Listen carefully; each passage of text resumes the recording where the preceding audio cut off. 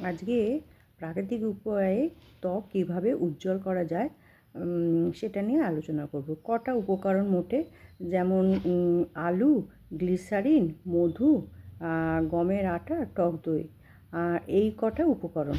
আলুটাকে মানে পেস্ট মতন করে তার রসটাকে নিতে হবে, এবং তার সাথে একটুখানি গ্লিসারিন ওই 1 চামচ মতন, মধু ওই 3-4 ফোঁটা, তার সাথে একটু 1 চামচ মতন গমের আটা, আর টক দই আর গ্লিসারিন একটু মিশিয়ে পেস্টটা বানাতে হবে।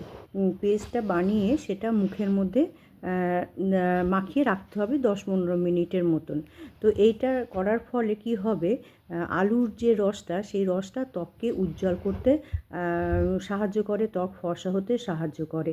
আর গ্লিসারিন করে কি, আমাদের ত্বকের যে ময়েশ্চার লেভেলটা, সেই ময়েশ্চার লেভেলটাকে ঠিক রাখতে সাহায্য করে। আর আমাদের মধু কী করে, মধু আমাদের যে অ্যান্টিব্যাকটেরিয়া যে ব্যাপারটা থাকে, সেই ব্রণ যেগুলো থাকে সেগুলোর দাগটা কমাতে আমাদের সাহায্য করে। আর গমের আটা করে কি, গমের আটা আমাদের মৃত যে কোষগুলো, মানে ডেড সেল যেগুলোকে, সেগুলোকে রিমুভ করতে সাহায্য করে, ত্বককে নরম আর মসৃণ করে। আর টক দইয়ের কাজ কি, টক দই আমাদের মানে ত্বকটাকে, মানে স্কিনটাকে ঠান্ডা করে, ট্যান রিমুভ করে, আর র্যাশ মুক্ত করে, স্কিনটাকে আরও বেশি উজ্জ্বল হতে সাহায্য করে।